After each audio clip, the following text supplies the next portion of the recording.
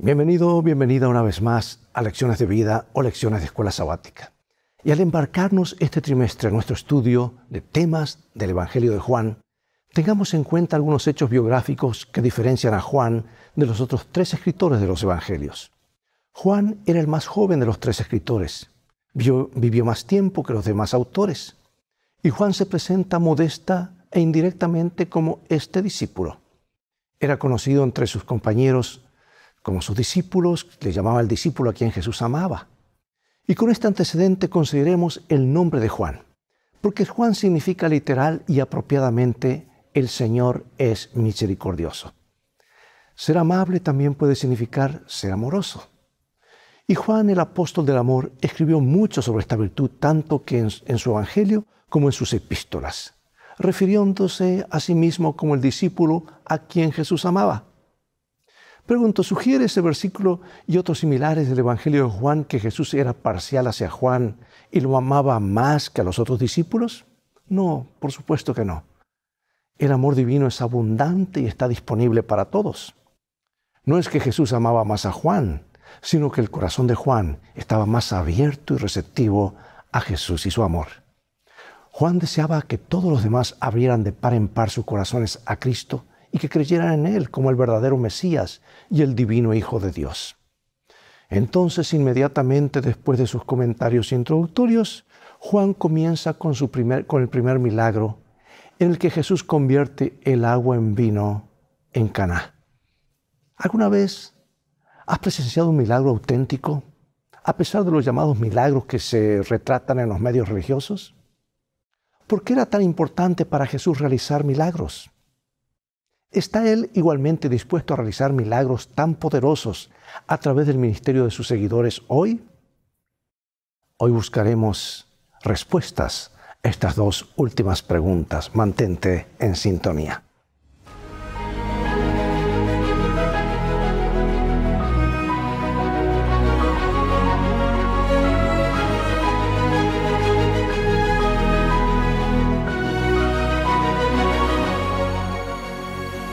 Nuestro versículo central está en San Juan 20, 30 y 31.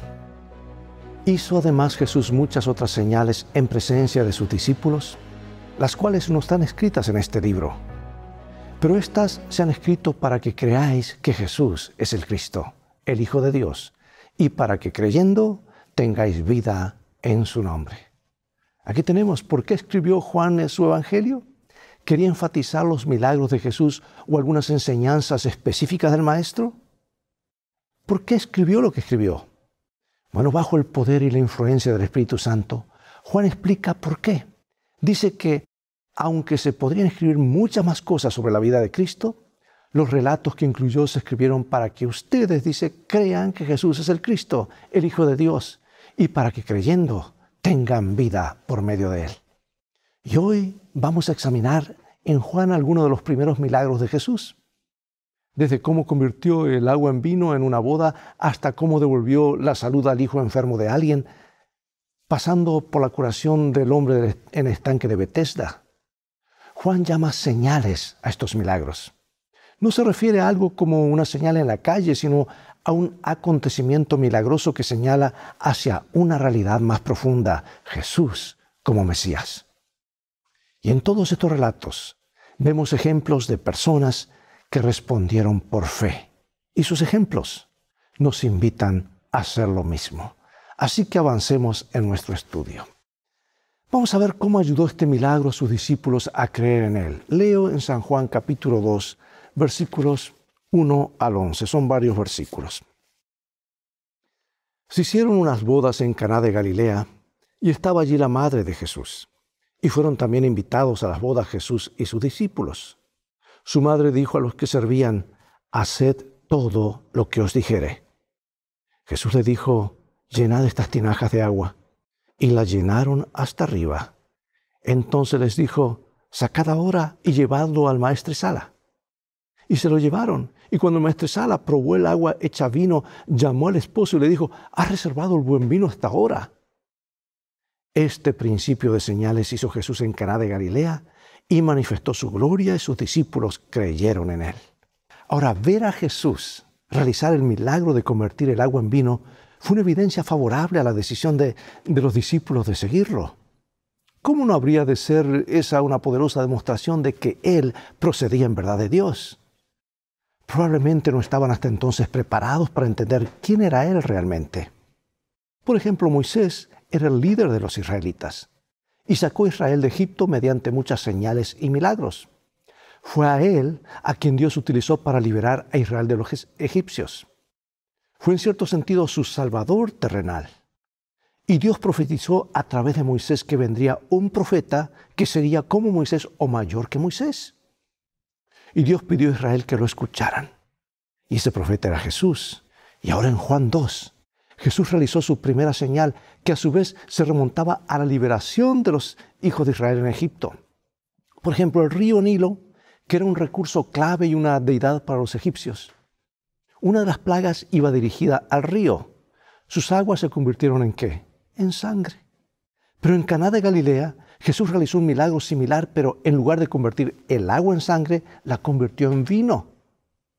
El agua procedía de 6 tinajas utilizadas para la purificación de los rituales judíos, lo que vincula aún más el milagro con los temas bíblicos de la salvación. Y al relatar el incidente de la conversión del agua en vino y remitirse al Éxodo, Juan señala a Jesús como nuestro libertador.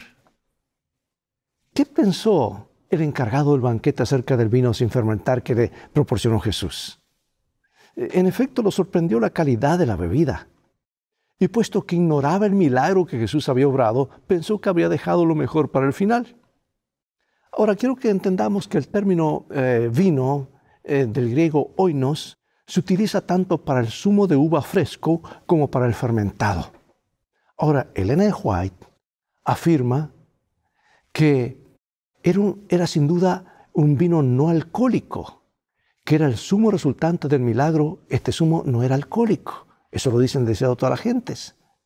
Sin duda, quienes sabían lo que había sucedido estaban asombrados. Por eso nos preguntamos, ¿qué razones tenemos nosotros hoy para seguir a Jesús? Se nos han dado muchas, ¿verdad? Pero veamos ahora otra señal. Durante todo su ministerio terrenal, Jesús realizó milagros que ayudaron a la gente a creer en Él. Y Juan registró estos milagros para que otros también creyeran en Jesús. ¿Por qué hace el evangelista una conexión con el milagro de las bodas de Caná? Vamos a ver en San Juan capítulo 4. Dice, vino pues Jesús otra vez a Caná de Galilea, donde había convertido el agua en vino. Y había en Capernaum un oficial del rey cuyo hijo estaba enfermo. Este le rogó que descendiese y sanase a su hijo, que estaba a punto de morir. Entonces Jesús le dijo, si no viereis señales y prodigios, no creeréis. El oficial del rey le dijo, Señor, desciende antes que mi hijo muera. Y Jesús le dijo, ve, tu hijo vive. Y el hombre creyó la palabra que Jesús le dijo y se fue.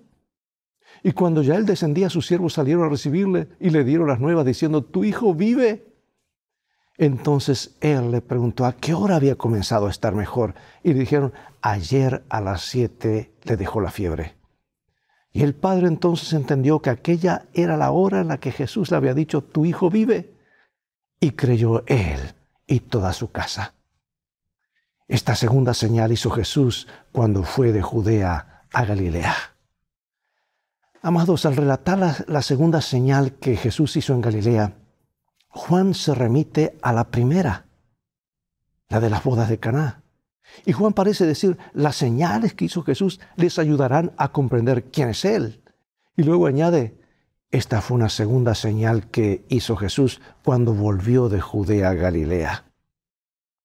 Al principio la respuesta de Jesús a la súplica del noble puede parecer dura. Sin embargo, este funcionario había hecho de la curación de su hijo el criterio para creer en Jesús. Y Jesús leyó su corazón e identificó la enfermedad espiritual que era más profunda que la dolencia mortal de su hijo. Y como un rayo caído del cielo, el hombre reconoció de repente que su pobreza espiritual podía costarle la vida de su hijo. Ahora es importante reconocer que los milagros no demostraron por sí mismos que Jesús era el Mesías. Otros han realizado milagros. Algunos fueron verdaderos profetas, otros falsos. Los milagros solo revelan la existencia de lo sobrenatural, pero no significan necesariamente que Dios sea quien los hace, porque Satanás también puede hacer milagros, ¿no es cierto? Si por ello entendemos actos sobrenaturales. Y ahora el noble angustiado se entregó a la misericordia de Jesús, suplicándole que curara a su hijo. Y la respuesta de Jesús fue tranquilizadora. Le dijo: ve, tu hijo vive. El hombre no se apresuró a volver a su casa, sino que, como evidencia de su fe en Jesús, llegó a casa al día siguiente y descubrió que la fiebre había abandonado a su hijo el día anterior, exactamente cuando Jesús había dicho esas palabras. ¡Qué razón tan poderosa para creer en Jesús! Aunque viéramos un milagro, pregunto, ¿qué otros criterios debemos tener en cuenta antes de suponer automáticamente que proviene de Dios? Una pregunta clave, ¿verdad? Bueno, hay otra historia conmovedora. Y esta señal que relata Juan tuvo lugar en el estanque de Betesda. Porque se creía que un ángel agitaba el agua y que el primer enfermo que entraba en ella quedaba curado. Y en consecuencia, los pórticos del estanque estaban abarrotados de personas que esperaban ser curados en la siguiente ocasión. Jesús fue a Jerusalén y al pasar junto a esa piscina, vio una multitud que esperaba. ¡Qué espectáculo!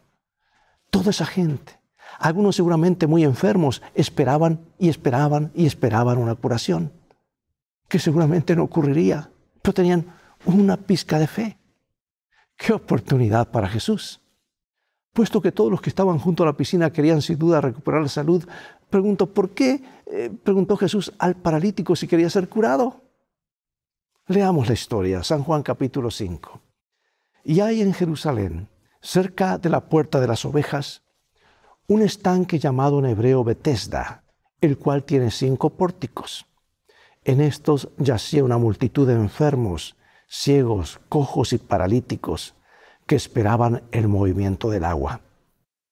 Porque un ángel descendía de tiempo en tiempo al estanque y agitaba el agua. Y el primero que descendía al estanque después del movimiento del agua quedaba sano de cualquier enfermedad que tuviese. Y había allí un hombre que hacía 38 años que estaba enfermo. Y cuando Jesús lo vio acostado y supo que llevaba ya mucho tiempo así, le dijo: ¿quieres ser sano? Señor, le respondió el enfermo, no tengo quien me meta en el estanque cuando se agita el agua, y entre tanto que yo voy, otro desciende antes que yo. Jesús le dijo: levántate, toma tu lecho y anda. Y al instante aquel hombre fue sanado y tomó su lecho y anduvo, y era día de reposo aquel día. Cuando alguien ha estado enfermo durante mucho tiempo, la enfermedad se convierte en la norma y, por extraño que parezca, a veces puede resultar un poco inquietante dejar atrás esa discapacidad. El hombre da a entender que en su respuesta que él quiere curarse. Pero el problema es que está buscando en el lugar equivocado, mientras aquel que hizo las piernas del hombre está de pie justo delante de él. El hombre no sabía quién estaba hablando, aunque después de la curación comenzó sin duda a comprender que Jesús era, de hecho, alguien muy especial. Comenta mi autora favorita en el libro El deseado de toda la gente. Te recomiendo ese libro mientras estudiamos este trimestre. Así como los trimestres pasados leímos el conflicto de los siglos, te recomiendo este trimestre leer El deseado de todas las gentes. Dice: Jesús no pide a este enfermo que ejerza fe en él. Dice simplemente: levántate, toma tu lecho y anda. Pero la fe del hombre se aferra a esta palabra. En cada nervio y músculo pulsa una nueva vida y se transmite a sus miembros inválidos una actividad sana. Sin la menor duda, dedica su voluntad a obedecer a la orden de Cristo y todos sus músculos le responden. De un salto se pone de pie y encuentra que es un hombre activo. Jesús no le había dado seguridad alguna de ayuda divina. El hombre podría haberse detenido a dudar y haber perdido su única oportunidad de sanar. Pero creyó la palabra de Cristo y al obrar de acuerdo con ella, recibió la fuerza. ¡Qué historia! ¡Qué milagro! Más tarde Jesús se encontró en el templo con él y le dijo, mira que has sido sanado, no peques más para que no te venga algo peor.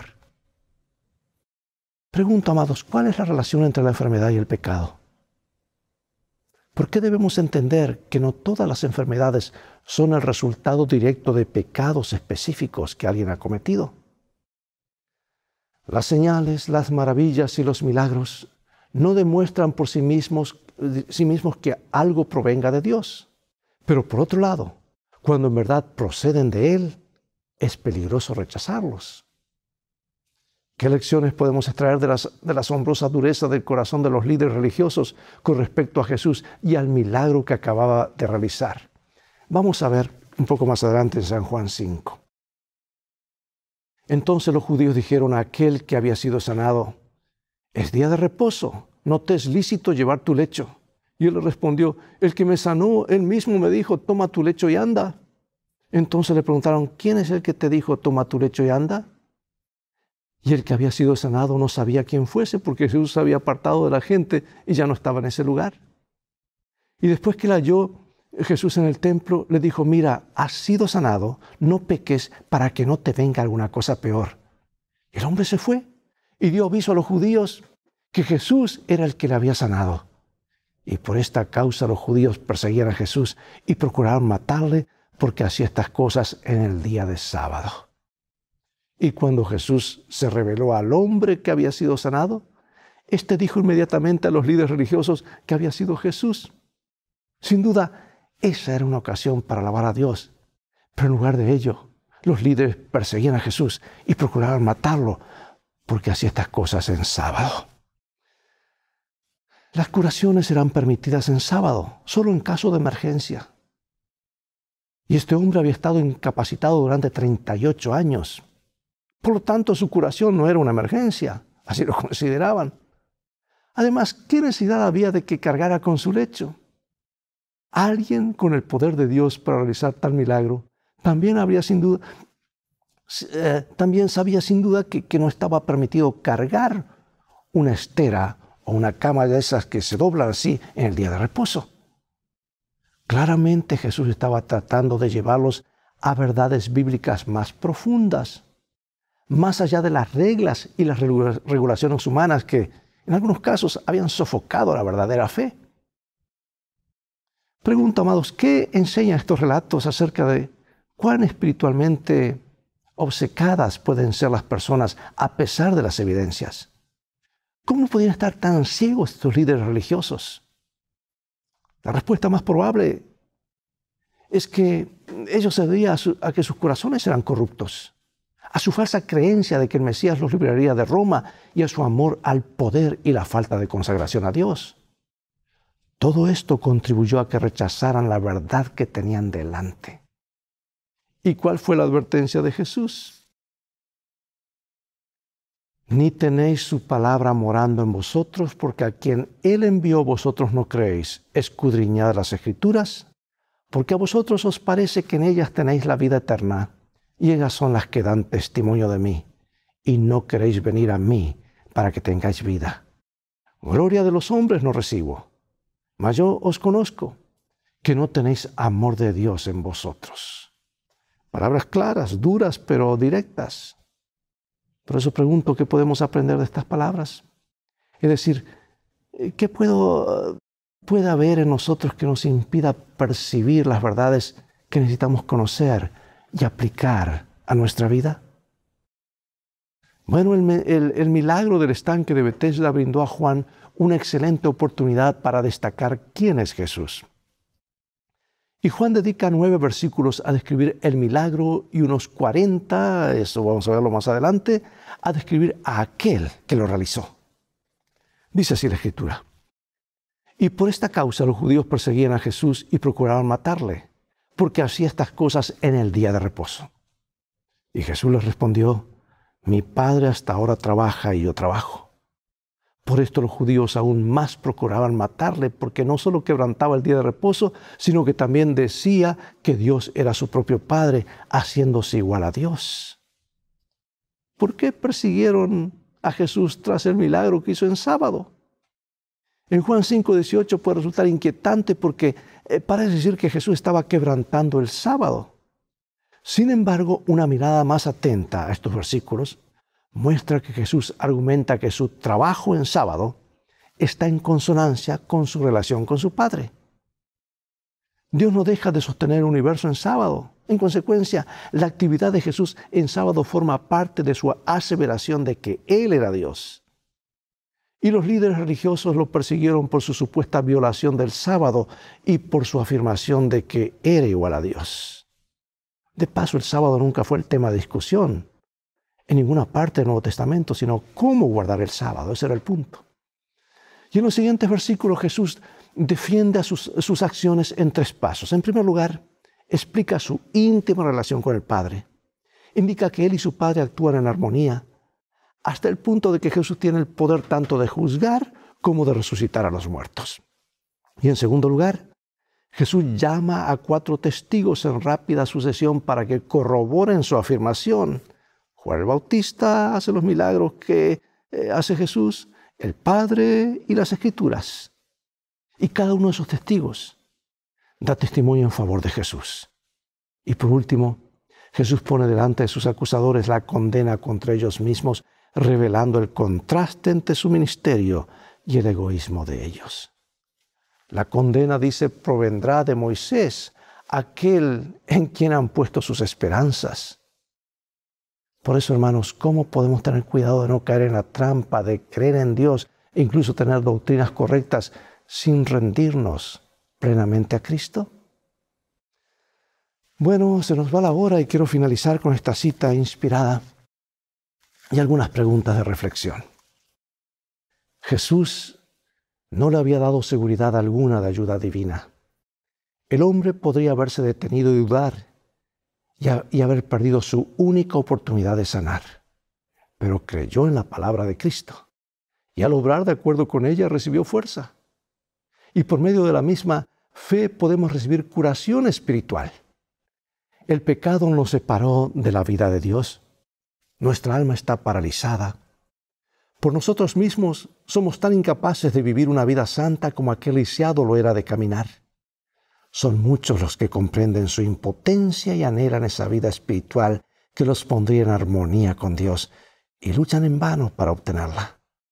En su desesperación claman: «Miserable hombre de mí, ¿quién me librará de este cuerpo de muerte?». Alcen la mirada a esas almas que luchan presa de la desesperación. El Salvador se inclina hacia el adquirido por su sangre diciendo con inefable ternura y compasión: ¿quieres ser sano?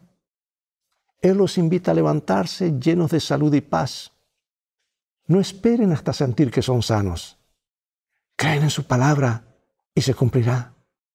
Pongan su voluntad de parte de Cristo. Crean en Él. Sírvanle y al obrar de acuerdo con su palabra recibirán fuerza. Cualquiera sea la mala práctica, la pasión dominante que haya llegado a esclavizar el alma y el cuerpo, por haber cedido largo tiempo a ella, Cristo puede y anhela librarlos. Él impartirá vida al alma de los que están muertos en sus transgresiones y pecados. Librará al cautivo que está sujeto por la debilidad, la desgracia y las cadenas del pecado. Qué hermosos párrafos, ¿verdad? Llenos de verdad y de gracia. Pregunto, ¿cómo equilibramos el estar en el mundo pero no ser parte del mundo? ¿Cuáles son algunos de los peligros de volvernos inamovibles y, por tanto, intolerantes en nuestras propias opiniones? ¿Cómo podemos protegernos de la locura de confiar en nuestras ideas egoístas e ignorar el espíritu de la ley, que es el panorama más amplio? Dios nos ayude a vivir la palabra del Señor, creerla, compartirla, practicarla y poner las primeras cosas en primer lugar. Acompáñame en oración. Padre Celestial, gracias por este estudio que hemos comenzado de este trimestre hoy, o que estamos finalizando esta semana. No solamente por los milagros de Jesús, sino por la profundidad que hay detrás de cada milagro. Que hay un Padre, hay un Hijo, hay un Espíritu Santo que están directamente involucrados en rescatarnos, en sanarnos, en restaurarnos. Pero tenemos que creer. Aumenta nuestra fe. Y nuestra fe va en aumento cuando vamos a tu palabra, porque es la fuente de toda la fe. Ayúdanos a creer. Ayúdanos a que el verdadero milagro se cumpla y ocurra en nuestros corazones. Un nuevo nacimiento, de pasar de muerte eterna a vida eterna, de enfermedad a la sanidad espiritual. Sabemos que lo harás y lo pedimos en el nombre de Jesús. Amén. Bien amigos, es todo el tiempo que tenemos por hoy. Ha llegado el momento de despedirnos. Será hasta el próximo programa de la serie Lecciones de Vida. Invita a otros a sintonizar este canal y transfórmate tú mismo en un canal de bendiciones. Mientras tanto, Dios te bendiga y recuerda, tú vales mucho para Jesús. Él te ama más de lo que puedes imaginar.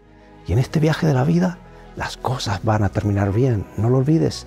Si haces de la Biblia tu GPS y a Jesús como tu guía, Maranatá, Dios te bendiga.